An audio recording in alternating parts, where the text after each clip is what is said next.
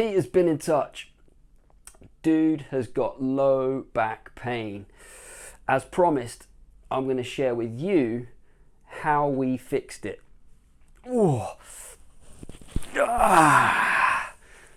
Check out the rest of this video. Fascinating fact time. I'm afraid to tell you guys that at some point in your life, you will suffer from low back pain. Now, just like Pete did, he was suffering down in the base of his spine. It came out of nowhere. He had no idea what had caused it.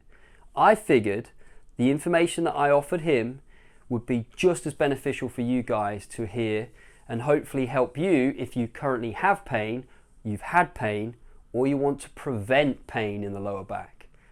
Let's go through it in a little bit more detail, and we're going to start by recapping on the relevant anatomy. So the anatomy of the spine, we're going to use the model again, and there is a much better detailed video than what I'm about to give you available on the Challenge Physio channel. If you haven't done so already, I suggest you subscribe, click on that bell button, you'll get notified of any new videos that I bring out. In the meantime, when we're looking at the lower back causing a problem, you are considering the basic mechanics, not just of the whole spine and specifically the lower back, but of the whole body. Remember, your lower back likes to extend, to lean back, and it likes to flex, to bend forwards. It doesn't like rotating an awful lot. If you try rotation specifically in your lower back, you are going to irritate something.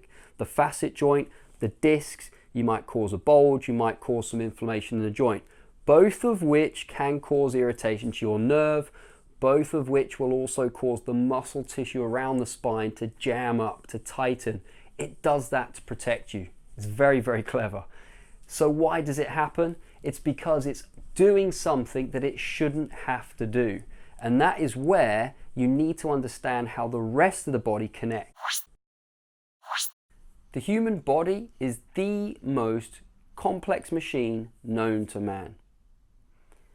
In simple terms, you're a series of moving parts, but the way that those parts move together in collaboration is where things become truly fascinating.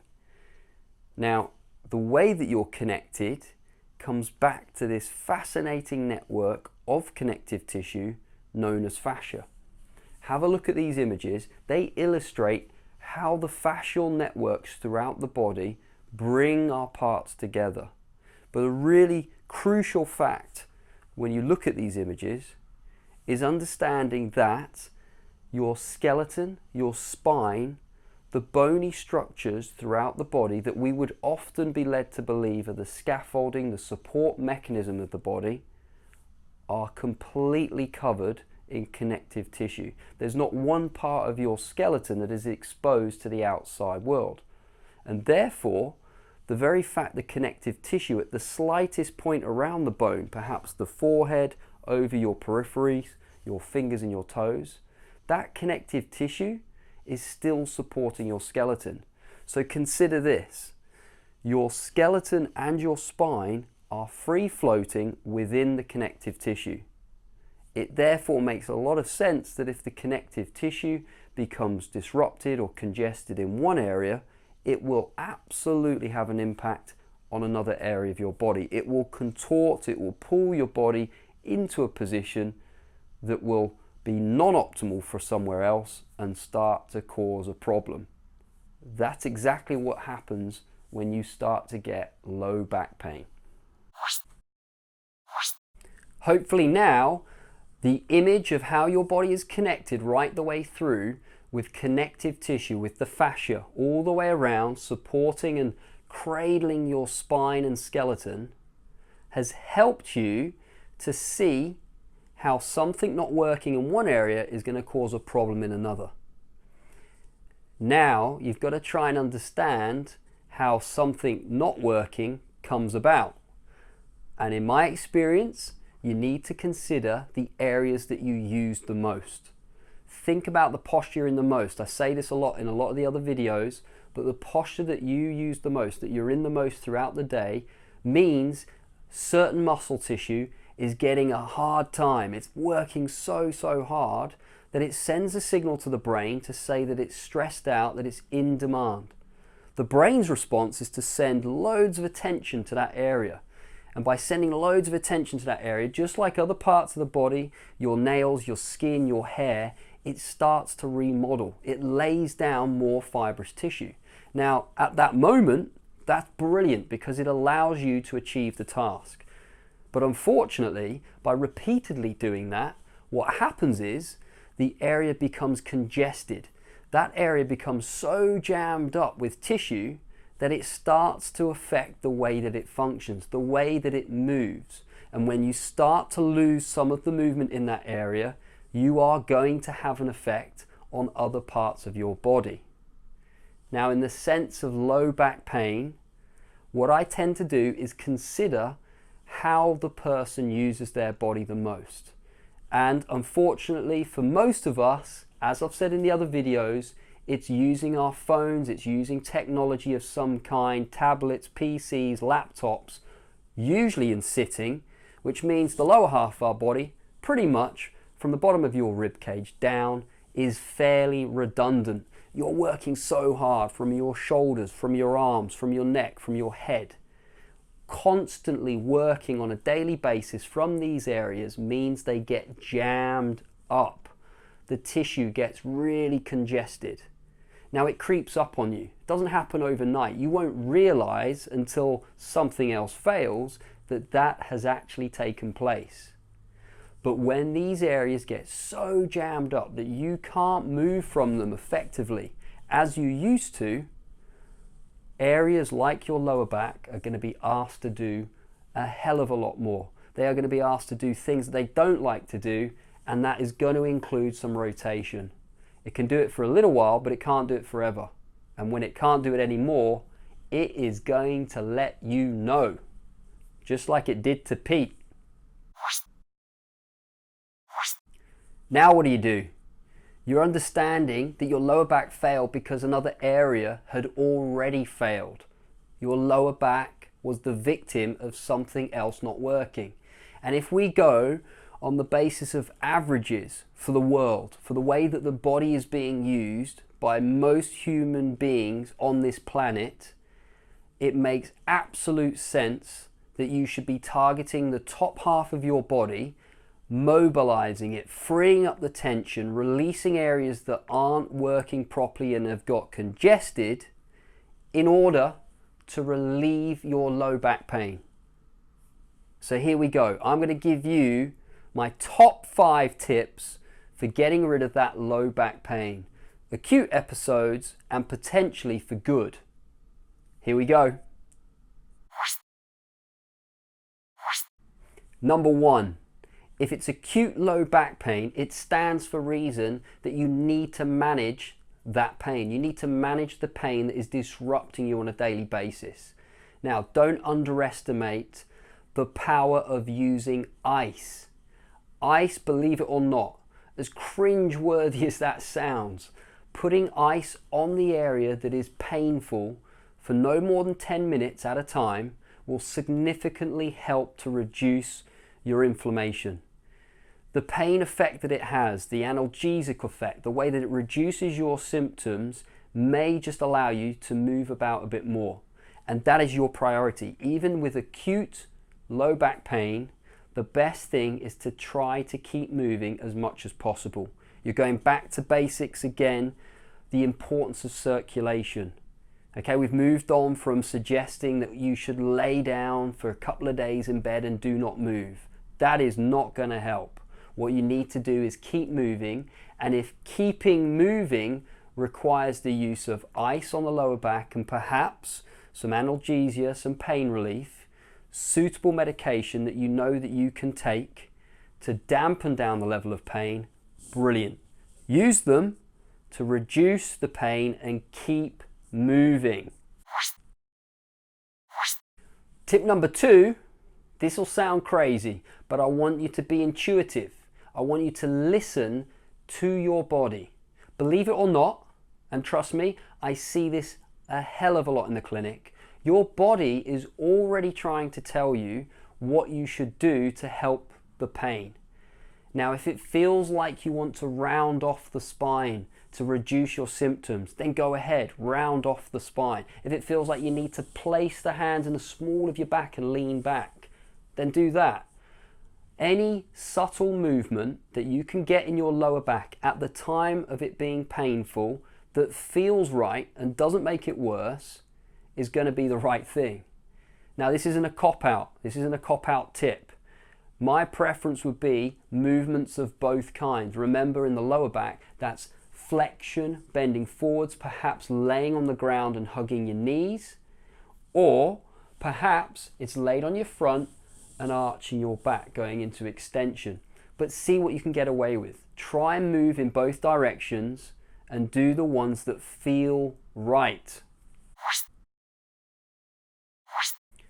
Tip number 3, sandwiched in the middle, quite possibly the most important take-home tip for not just low back pain, but for any problem in the body.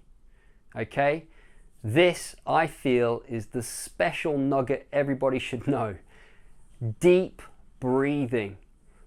Get your breath back. It stands for reason of the saying, something took your breath away. When you get agonizing low back pain, there is a good chance it has been such a blow to you, it took your breath away.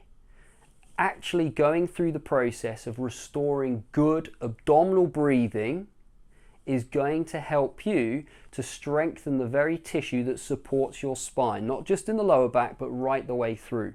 By practicing deep abdominal breaths, you are going to help your diaphragm to start working properly, and in turn, you're going to gently draw on the tissue that is holding your spine into a good position.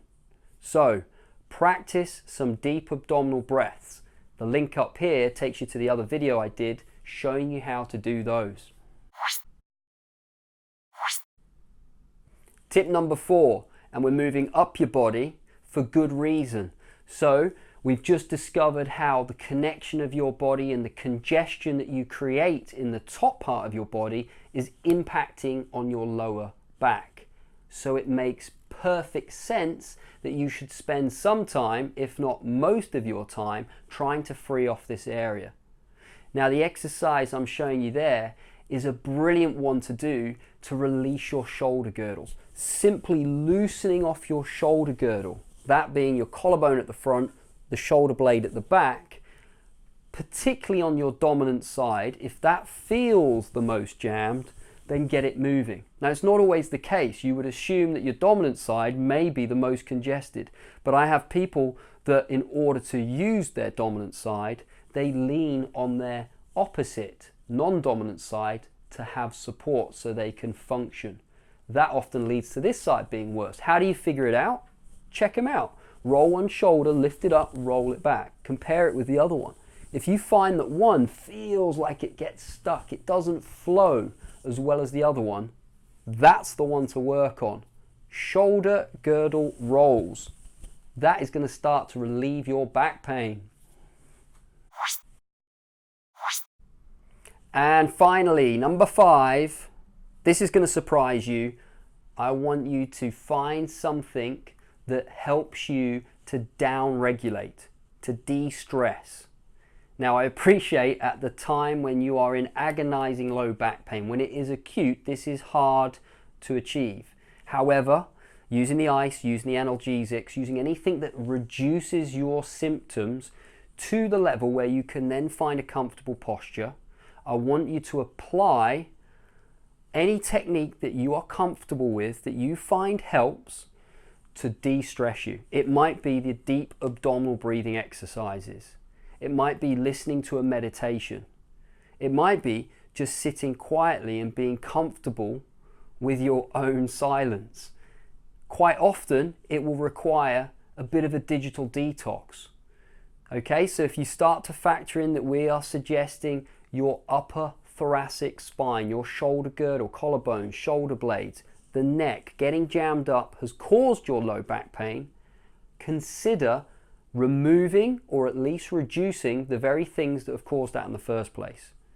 So, my final tip to help reduce your low back pain is to take some time out. Relax, breathe fully again, and allow the areas that feel tense to let go.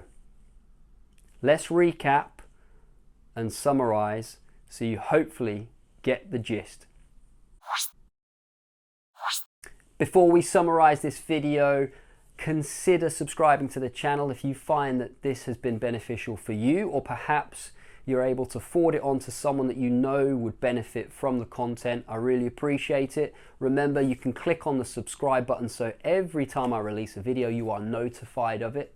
There are other means of contacting me. I obviously have the Instagram channel. We also have the Facebook page, or good old-fashioned email and website. The details are along the bottom of the screen. Stay in contact, just as Pete did. I'm more than happy to hear from you. If you fire in your problems, I will try my best to help them.